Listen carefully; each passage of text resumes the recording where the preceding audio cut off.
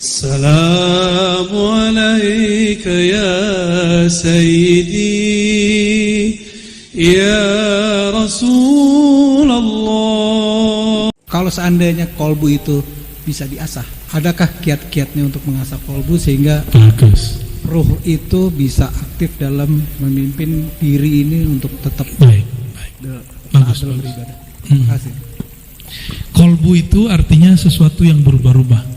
Tapi ada arti lainnya, kolbu itu sesuatu yang elastis. Maka jika kolbu sudah nggak tersentuh, nggak bisa diapa-apain, itu kolbu namanya qaswah, kesat. Jadi kolbu orang nggak tersentuh sama seni, nggak tersentuh sama zikir, nggak tersentuh sama kajian, nggak tersentuh ngeliat orang susah, nggak seneng ngeliat orang seneng, itu kolbunya masalah. Ya, kolbunya masalah. Jadi kolbu kalau sudah nggak elastis, sudah kaku, kolbunya sudah mati atau minimal sakit. Ya. Nah, gimana cara ngasah kolbu?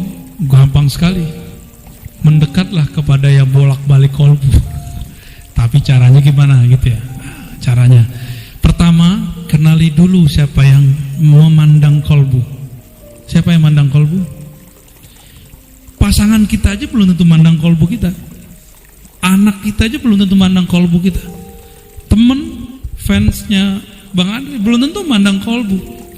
Kenapa banyak teman-teman artis selebriti sibuk dengan penampilan fisiknya, misalnya wajahnya, terutama yang perempuannya? Karena dia beranggapan yang dipandang itu zahirnya. Maka yang dibagus-bagusin zahirnya. Jadi gimana cara melatih kolbu? Yang paling jelas itu surat Ar-Ra'd ayat 28. Ala bizikrillah tatmainnul qulub. Ketahuilah hanya, itu pakai hanya dengan menyebut nama Allah yang membolak-balik kolbu mau jadi tenang. Siapa namanya? Allah. Jadi kolbu ini harus dimasukin nama Allah. Ada namanya talqin zikir. Jadi ada proses menyuapi kolbu nama Allah, dimasukkan Allah gitu.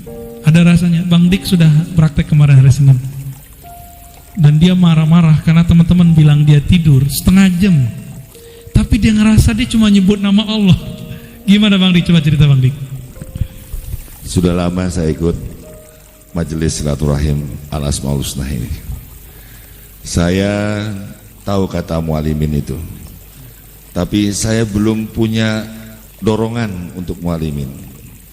Tiba-tiba di dalam mobil bersama Buya Razi keinget dia dapat perintah dari Abati, tolong Dik doang dimualimin oleh Buya gitu. Saya masih belum paham. Akhirnya saya duduk di hadapan beliau, karena saya mau mualimin dengan Buya, yang lain dengar semua ikut gitu ya. Dia ada di kiri kanan saya dan di belakang. Lalu Buya mulai menuntun.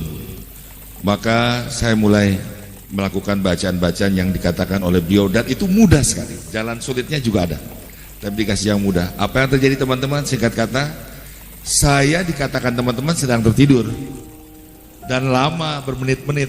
Saya lagi merasakan paling lama pun 5 menit. Saya lagi mengucap Allah. Tapi orang dengernya ngorok. Begitu dibilang lu ngorok. Jadi ternyata waktu di akhirat dengan waktu di dunia itu gak sama. Dan jasad kita tertidur, ruh kita menyebut nama Allah.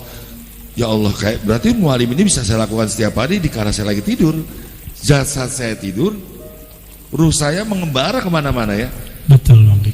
Luar biasa. Terima kasih Buya, terima kasih Maulana. Soe.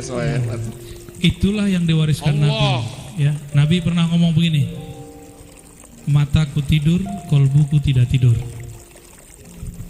Itu nggak ketemu di ilmu fikih, nggak ketemu di ilmu akidah, ketemunya cuma di ilmu zikir kolbu.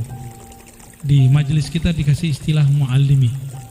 Mu'allimi itu belajar ke dalam kolbu kita sendiri. Nabi mengatakan istafti kolbak, mintalah fatwa ke dalam dirimu.